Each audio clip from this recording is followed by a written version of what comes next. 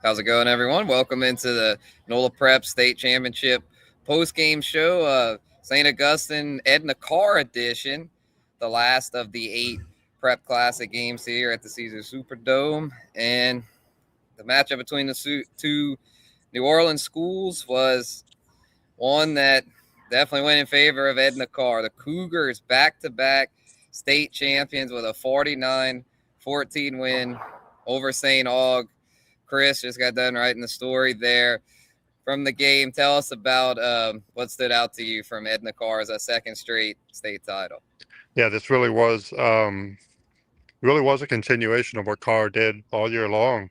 Strength on defense, strength on the run game, and that showed today. The defense didn't give up any points. The 14 points that St. Aug scored came on a interception return and on a kickoff return, both in the third quarter. And those made it 28-14.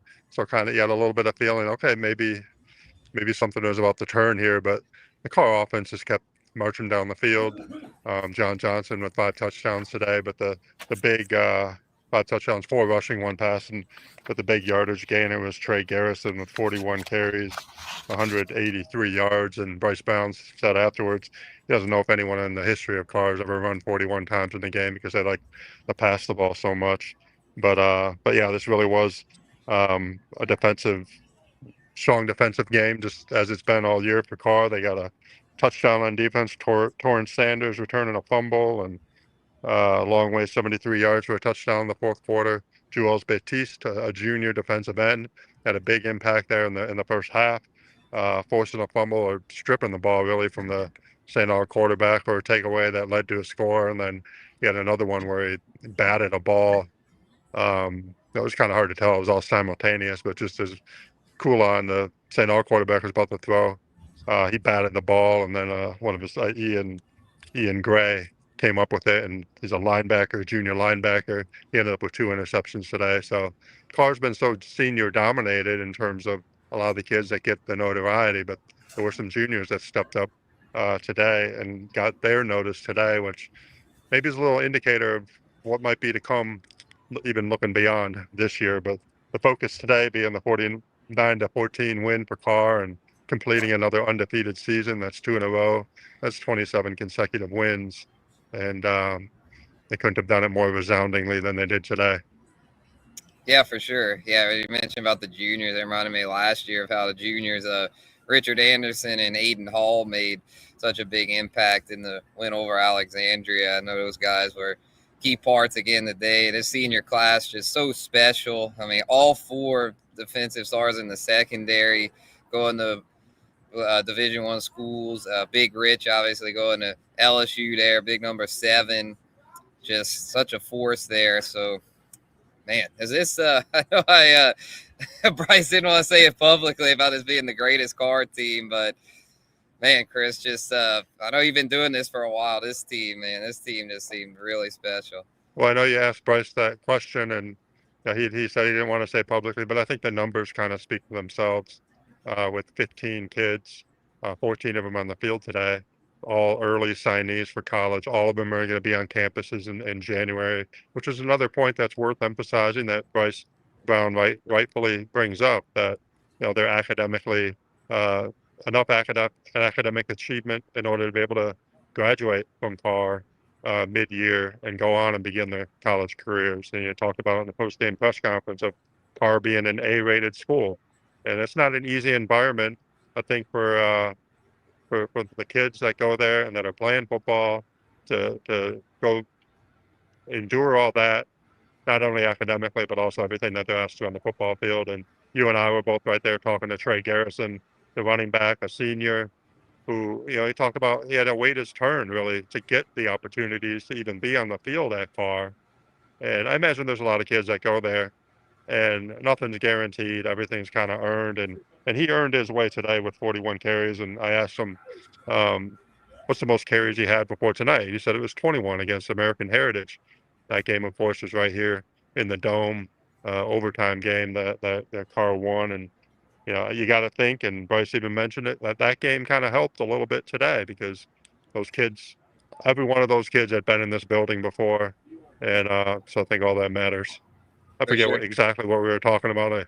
feel like I just kind of started rambling, but Just about how great this Carr team was. yeah, Let's shift gears a bit to individuals. I mean, Trey Garrison named most outstanding player, as you mentioned, is the most carries he had in the year with 41 there, and only one touchdown. John Johnson was stealing a lot of goal line work, but still a huge game nonetheless for Trey. yeah. And there was one of those touchdowns for Johnson. I noticed he kind of kept it in Garrison's gut there for a long period.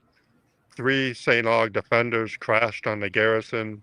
Johnson pulled it back and just easy touchdown right there. So certainly all the work that Trey Garrison was doing was creating some of those late scoring opportunities for John. Yes, indeed. Yeah. And then defensively, just such an impressive showing. 5 turnovers forced, only 227 total yards there for a St. Augustine offense who had been so explosive all year long. And the biggest stat that stands out to me, no offensive touchdowns. Both St. Aug touchdowns were, either defense or special teams. So Yeah, that is yeah. just so impressive. And that's kind of been the formula, I feel like, all year long for Carr. I forget when I stopped keeping track, but there was a while there where they didn't give up any touchdowns from the beginning of the season. It was against Louisiana opponents. I didn't include the American Heritage, but they won like 6 or 7 games into the season before they gave up a touchdown defensively in the first half of a game. And you get off to a dominant start like that, nobody's going to beat you. And I mean, the closest Carr came to really strongly being challenged by a Louisiana school this year was last week against Catholic, that being the 17-10 win. And that one, that turned on defense right at the end, the forced fumble, like Cornell Williams, just as Catholic looked like the running back was just about to break through and possibly get to the end zone. Fumble happens, that's the ball game. So Carr's come through in tight situations, late game situations. We saw them do it against American Heritage here, against Catholic, and they come through by just dominating early, building leads. And we saw a little bit of that today. I have a line in my story about how St. Aug gave Carr a bit more of a challenge than what they faced a year ago in that 53-8 drubbing of Alexandria. It wouldn't look like it with the final score, but St. Aug really did give Carr a bit of a challenge. There was a slow start for Carr. First 3 possessions were punt, and then a turnover on downs near the goal line. So nobody scored in the first quarter. Um, but Carr, their first 2 touchdowns came on short fields with help of special teams and defense. And so St. Aug, they weren't. I know 49-14 looks bad, but St. Aug did some things that kind of they stayed in the game into the third quarter, and they really ran away in the fourth. Right. Yeah, I was pretty impressed there with St. Aug's defense, especially early. Seemed to do a good job of really containing the Carr offense there. Kind of just didn't really allow too many explosive plays, but just kind of got worn down the stretch. Just had to Yeah, face too much adversity with all the turnovers there, and just Trey Garrison and John Johnson are able to yeah, finish the and job. and John Johnson is such a good dual threat runner that if the defense is going to key in one, the other is going to do the damage. And that really showed not only tonight but all throughout the year. I thought as the season went along, I felt like early in the year it was John Johnson getting more of the bigger rushing totals than maybe his running backs. But then as the season went along, I think defensive focuses change, and just players, just the offense develops throughout the year, and then it became Trey's show, and that really showed tonight. I kind of wish for his sake he got more than that one touchdown, but that's just the way things go, I guess. He certainly got the recognition he deserves of the outstanding award plaque that he gets to bring home, and I'm sure he'll cherish that forever. Yeah, most definitely. Yeah, huge day for him and Carr, and just also the moment being able to give the state championship trophy to Corey Adams' mom. Just for those that don't know, Corey Adams was a Carr player last year's team. That was at a really good defensive end. Was set to play at Ole Miss, and unfortunately passed away, I believe, this summer. Just a horrific tragedy, but this Carr team they dedicated the season to him. The motto has been "Do it for Co." And if able to see his mom hold that trophy, it was just a very special moment. Yeah, yeah. our photographer Brett Duke got a wonderful photo of that moment. Certainly special, and I know that's something kind of having Corey Adams in their memory uh, all year long was certainly something that drove them. And Bryce talked about that afterwards. Assistant coach Norman Randall talking about that pregame in the locker room, kind of reminding the players, this is what we're going to do. We're going to go out and win and get that trophy and go bring it to Corey's mom. And that's exactly what they did. So this team achieved a lot emotionally and just physically out here in the field. Most definitely. And gotta give St. Aug credit. They at one point cut this thing to 28-14 after the 88-yard kickoff return for a touchdown by Derek Bennett, who's really stepped up down the stretch in place of the injured Raekwon Williams there at wide receiver. So at that point, I was thinking, maybe Aug could make a little comeback here. They weren't able to score anymore after that, but they, like you mentioned, that definitely gave them more of a fight, Carr that is, than they faced last year Yeah, in this this certainly game. would have been a little different game without. I mean, there were 5 turnovers there in the game, and I mean, it's not deep push football analysis, I guess, to say that turnovers are bad for a team, but I guess that's what we'll say here. But um, yeah, even when it was 28-14, it felt like Carr was in control.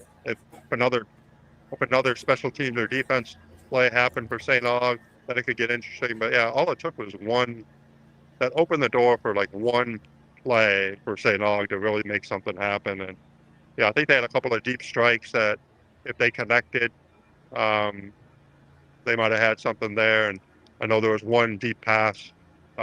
Hayward Howard of Farr was in close coverage on that one. And, he played outstanding down the stretch. I happened to cover really all 4 Carr postseason games.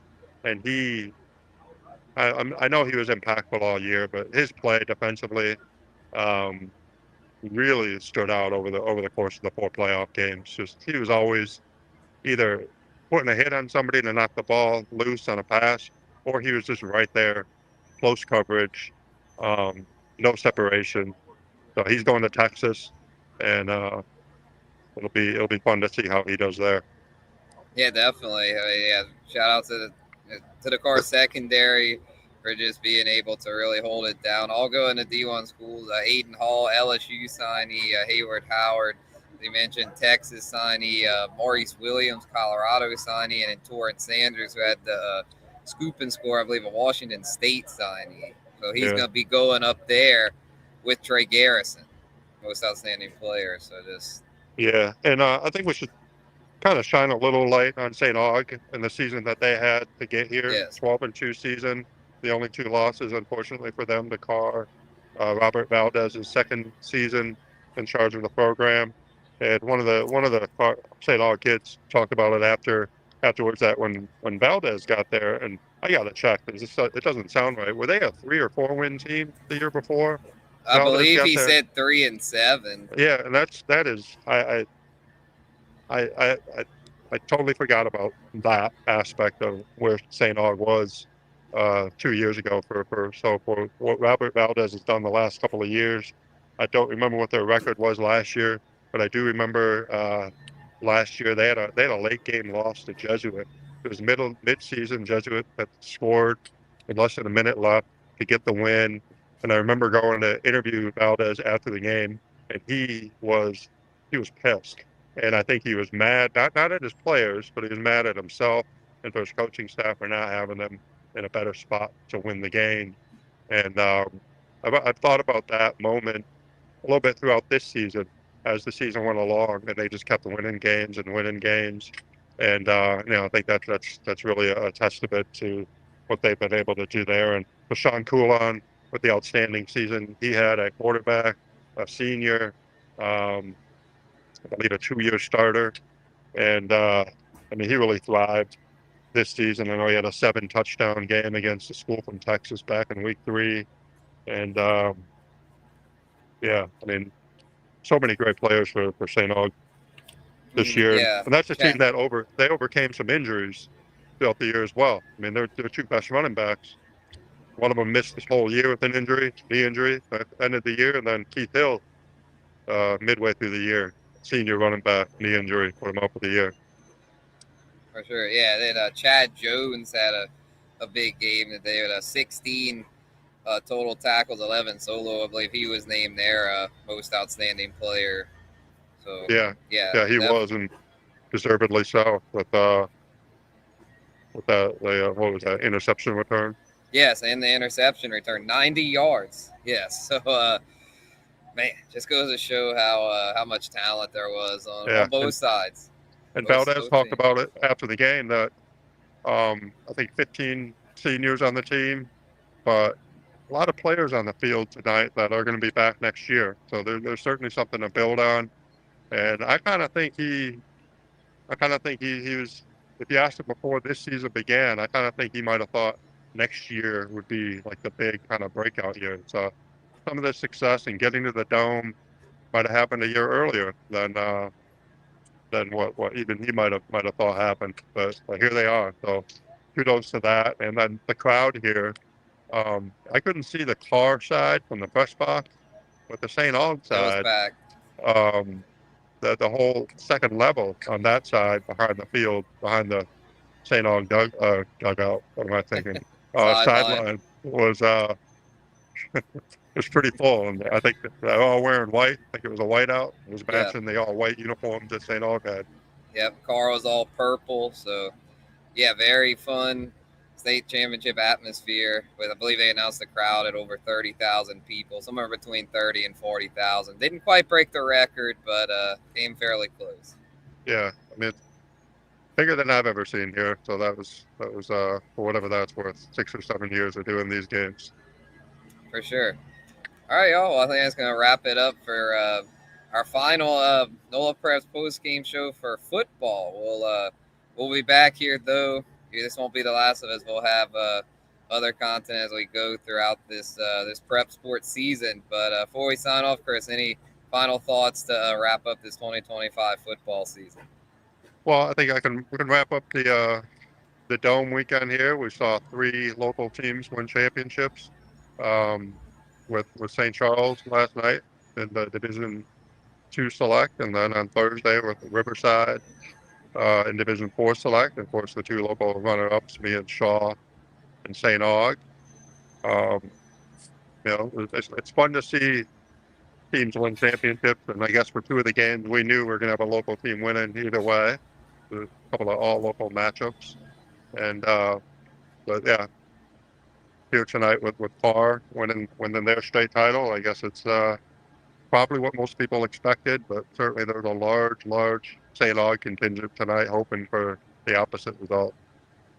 Right. Yeah, it was a fun year. Appreciate everyone that tuned in with us. It's our first year doing the NOLA Preps Friday Night Lives. We enjoyed doing it. Glad y'all are along for the ride with us. So we'll be back at some point. We'll probably have some basketball talking. Chris mentioned dugout. We'll have baseball soon enough in the spring. So yeah, we still got a lot to go. But we'll see y'all later on. For Chris, Dabe, this is Spencer Urquhart signing off for the last time in the 2025 prep football season. Have a good one, everyone.